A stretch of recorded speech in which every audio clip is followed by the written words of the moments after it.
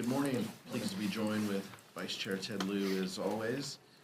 At midnight, the federal government officially shut down because Republicans failed to fix the healthcare crisis that they created. This is a sad, serious, and somber moment for the country. Americans are already facing a dual affordability and healthcare crisis thanks to Donald Trump's tariffs and Republicans' big ugly law.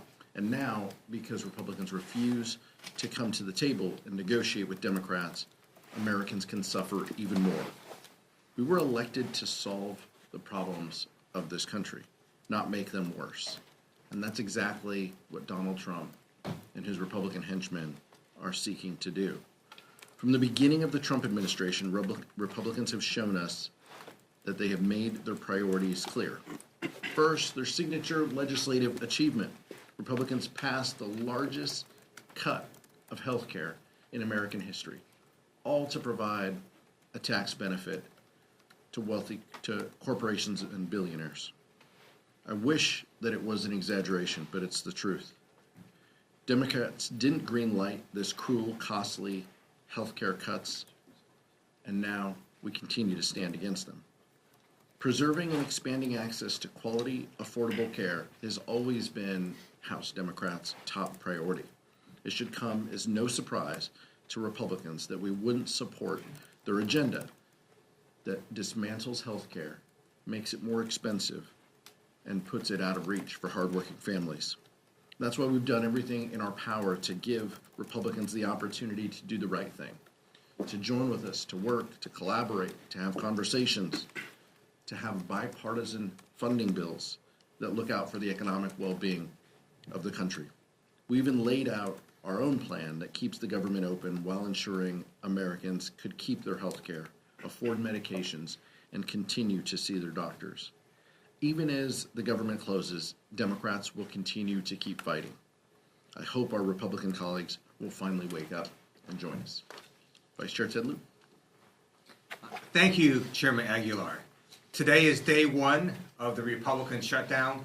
Republicans control the White House, the Senate, and the House. Democrats are here working on behalf of the American people. We're fighting to lower costs, cancel the cuts, and to save health care. And we're House Republicans. They are on vacation. We are asking Speaker Johnson to bring back House Republicans right now so we can work together to not have this government shutdown. It is now a very bad time to have a government shutdown because we are in a very bad economy. We know that unemployment has now hit near 4-year highs. We know inflation has continued to rise this year. And we just learned today from payroll processor ADP that private sector jobs, which were expected to increase by 50,000 last month, instead decreased by 32,000. Trump's economy is crushing Americans financially. House Republicans need to come back, work with Democrats, and stop this Republican shutdown. Do you have questions? Nick? I was wondering if I could get your reaction to Russ' vote announcing this morning that the administration was putting funding on hold for infrastructure projects in New York, the Hudson River Tunnel and the 2nd Avenue subway. I think this is probably what they meant when Donald Trump said we're going to extract maximum pain. The goal from Donald Trump and his administration has been all along to make this painful. This isn't about policy priorities for them. They want to send a message, and if it means hurting people in the meantime, if it means laying people off, if it means congressionally authorized and designated projects don't continue, it's clear that that's what they mean. This is probably under the headline they said will make Democrats will pay a huge price for this, right? Those are their words. So this might mean what they be what they mean. Look, this is shameful and it's tough, and it shows that we don't have true negotiating partners, over there. They just want to make this difficult. They've been cheering this on for months and planning for this, and it's unfortunate that this is what Russ Vought decides to do. As Chairman Aguilar said, the Trump administration is inflicting maximum pain on American people, including the people of New York and New Jersey. The people of New Jersey have a choice this November. They can support someone that is beholden to Donald Trump or not. Thank you, Mr. Chair. This is for both you and the Vice Chair. You as a defense appropriator and Mr. Liu as a veteran, what's your response to Pete Hegseth's speech yesterday? I know that there was a lot going on with the shutdown, but obviously that has big implications. You know, even the president mentioned using American cities as military training grounds. Obviously, when the government opens, you'll have a big role in funding the Pentagon. Again, Mr. Liu, you're a veteran. I wanted to get your thoughts on Mr. Hegseth's speech yesterday. I'll keep mine quick because I'm not the one who's worn a uniform to defend the country like the vice chair. But incredibly, shameful, chaotic, unhinged, inappropriate, and if Republicans can't speak out against what they heard him say, then what are we doing here? All of those points, using service members, putting them in U.S. cities as training grounds, violating posse comitatus. I passed an amendment in appropriations this year that said funds could not be used in violation of posse comitatus. And every Republican, they accepted the agreement. It passed in voice. Chairman Calvert and our Republican colleagues in the full committee of appropriations, passed it. So that's how they feel. They feel this is a non-issue, or they did 2 months ago. I'm curious if they feel things have changed now, and it's unfortunate that we're in this place. But from women not being able to serve in combat, I mean, there's just so many things, Michael. We can go down the litany of terrible ideas and policy positions that the Secretary mentioned. By the way, the most unqualified Secretary of Defense that this country has ever seen. So it's hard to take him serious. It's hard to believe him if his lips are moving either. But that's where we are, and it's unfortunate. And I hope that some of our Republican colleagues start speaking against it. But if past is prologue, then they won't. Thank you for your question. We have the most amazing military in the world, and the leadership of our amazing military, we're all gathered together, hundreds and hundreds and hundreds of them. And Donald Trump and Pete Hegseth were expecting rousing applause and standing ovations from our nation's generals, and they were met with silence. It was a silence of the generals. And the generals knew that what Trump was saying was wrong. We do not deploy American forces against Americans in our cities. Our military is not to be used for domestic law enforcement. It is not trained to do that, and our generals simply sat there silently. It's also illegal for Donald Trump to order U.S. troops against Americans in American cities. A federal judge has said so. We expect the appellate courts and even the Supreme Court to uphold that ruling. Thank you. Representative Liu? Our expectation is that generals and members of the service follow the Constitution and the Uniform Code of Military Conduct. Those are their guiding principles, and it's our expectation. I don't want any of those individuals to resign or retire. I want them to hold strong to the Constitution and the oath that they've taken. Questions? Representative? Representative, sir? I had one No, quick question. I'm for- sorry. Eleanor, did you?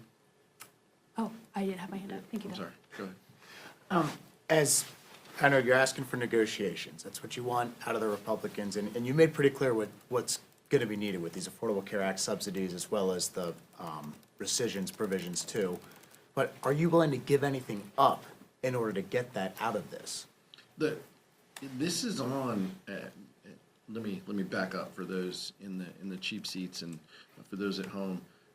Republicans control the Senate, the House, and the White House. They must have a plan to solve this, unless they are talking to us. I mean, if they aren't talking to us, then they must have a plan. They need Democratic votes in order to fund government.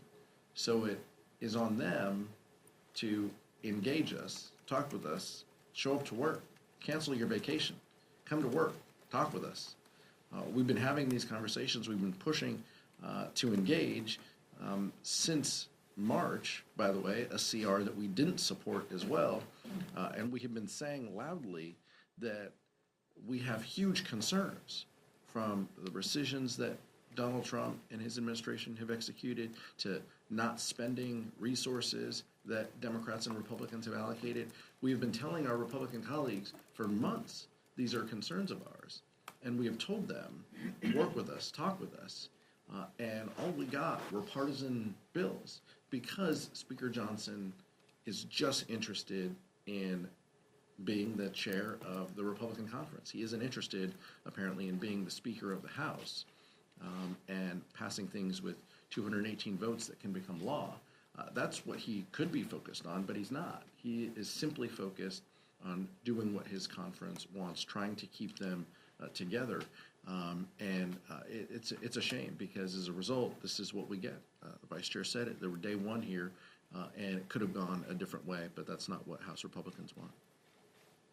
Thanks, Mr. Chairman. You guys have over 200 Democrats in the House. You only lost one vote on this continuing resolution when the vote was on it. Yesterday, before the shutdown even started, Senate Democrats lost 3 votes. Are you worried that as this goes on, we could see a repeat of the CR earlier this year and Senate Democrats let us through? It's a question for the Senate, but I will tell you, each of those senators who voted yes, all of them have said Republicans need to come to the table. Republicans need to negotiate. Republicans need to help avoid the healthcare crisis that they have created. Look, I understand the question, but there is unity in message and what we want that Republicans need to come to the table. Any one of those senators would agree, and many of the senators who voted no on the CR would say the same thing. Thank you.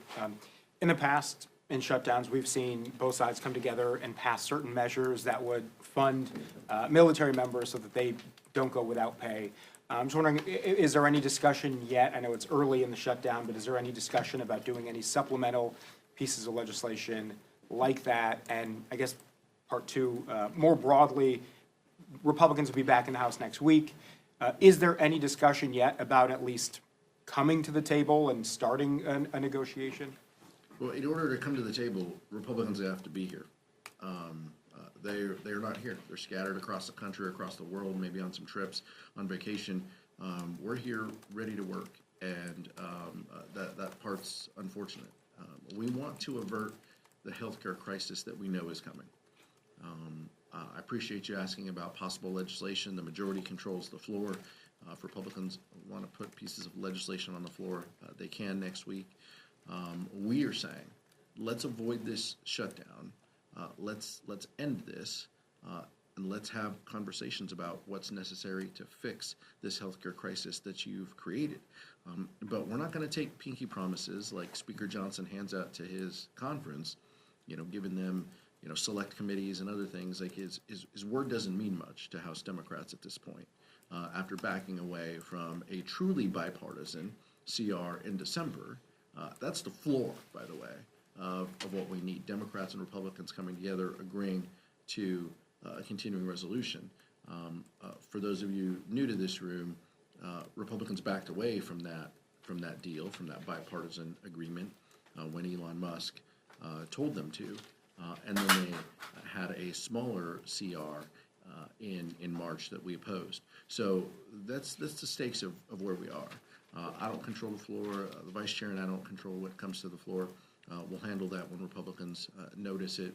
But House Democrats stand ready and willing to engage and negotiate to end this shutdown if Republicans are serious about addressing the healthcare crisis that they've created.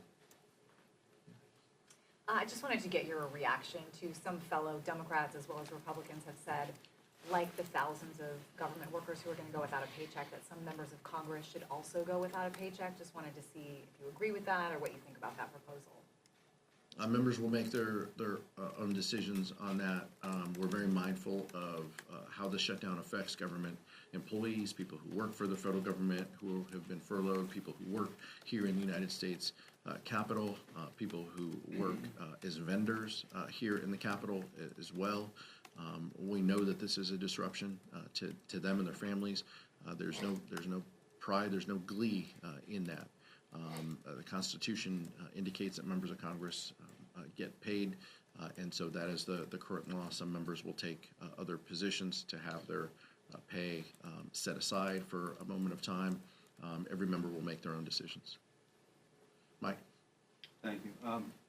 Republican leaders are saying that they're not going to negotiate until the government is open. You're saying you're not going to open the government until they negotiate. So you guys have a real problem up here in the Capitol. With that in mind, do you see anyone in the White House, the president or anyone else, as a better negotiating partner at this point in terms of opening up the government? Even though you just said, what did you just say? We don't